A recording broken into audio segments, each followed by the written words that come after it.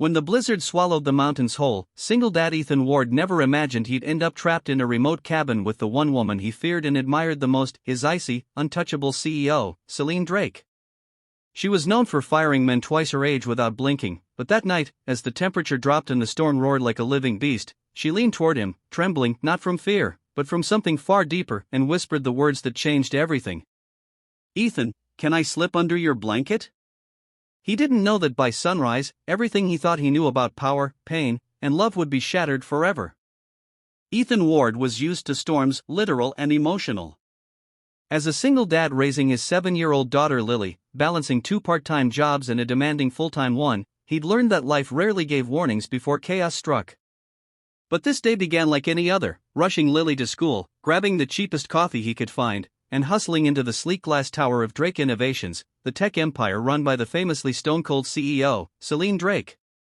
Celine was brilliant, wealthy, and terrifying. Employees swore she had no heart. Ethan always suspected she simply hid it too well. He worked quietly in logistics, never drawing attention, always keeping his head down. As long as he kept his job, Lily's medical treatments were covered. That was all that mattered. But fate had other plans.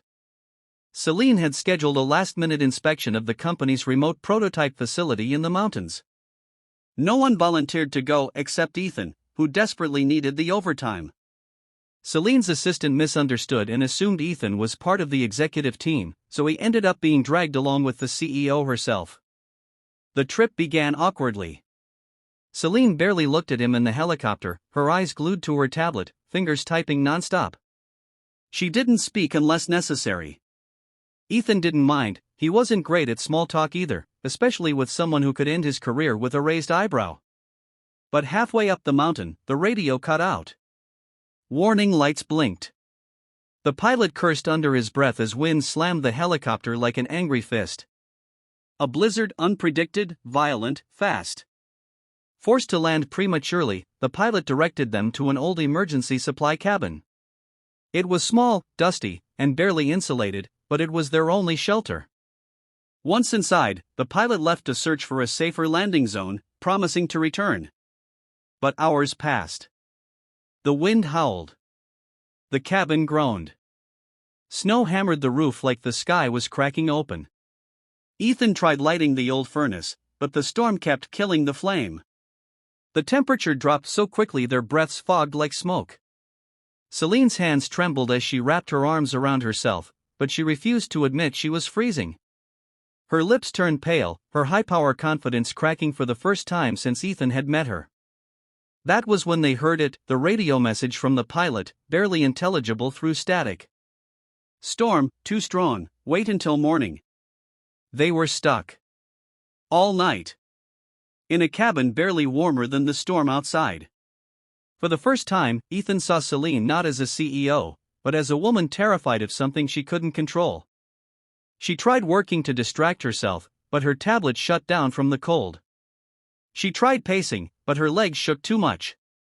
Eventually, she gave up and sank near Ethan on the wooden floor, shivering uncontrollably.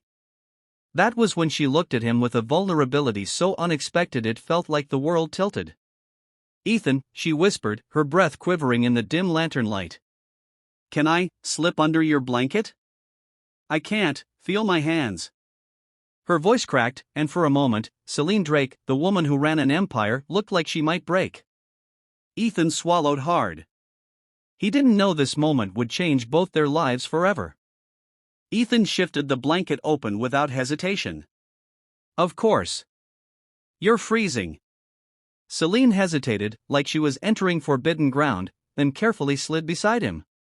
The cold in her body was shocking. She felt fragile, almost weightless. As Ethan wrapped the blanket around both of them, Celine inhaled sharply at the sudden warmth. For several minutes they didn't speak.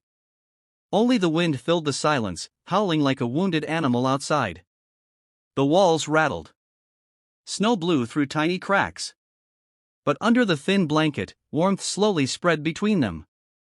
Celine finally exhaled, her breath brushing his collarbone as if the cold had stripped away her usual distance. "I wasn't supposed to be here," she murmured. "What do you mean?" Ethan asked softly. She hesitated, then answered with a raw honesty he had never imagined from her. "This inspection, it wasn't about work. I needed to get away. My board thinks I'm losing control." Ethan frowned. "You? Losing control? You seem like the most focused person I've ever met." She gave a broken, humorless laugh. "I haven't slept more than 3 hours in months. The company is falling apart faster than I can fix it. And I know everyone sees me as cold, heartless, but that's the only way I've known how to survive." Her voice cracked on the last word. Ethan didn't push, he simply listened. For the first time, Celine wasn't a CEO commanding the world, she was a woman carrying a burden no one bothered to understand.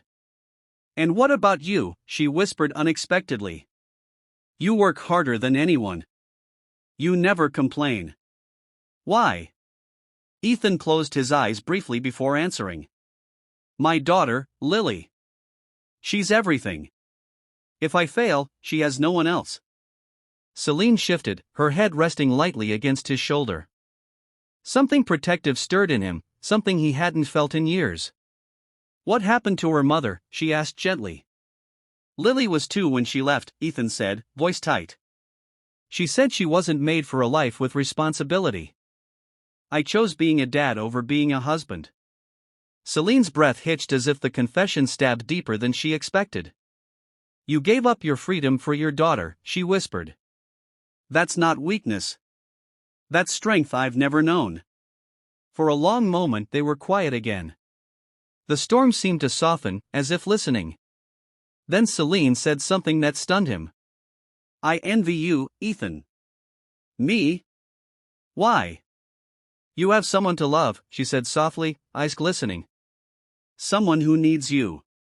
Someone who would notice if you never came home." Her voice wavered. "No one waits for me," she added. "The world thinks I'm powerful, but I'm alone in every room I walk into." Ethan turned toward her. "You don't have to be." Her eyes rose to his, filled with something unguarded, something she'd spent a lifetime locking away. Before either could speak again, a sudden crash shook the cabin, snow collapsing from the roof. Celine gasped and instinctively grabbed his arm, burying her face against him. He held her without thinking, grounding her, protecting her. In that fragile moment, something shifted between them, trust, connection, something deeper neither had words for. The storm outside raged on, but inside, under a single shared blanket, 2 lonely souls began to thaw.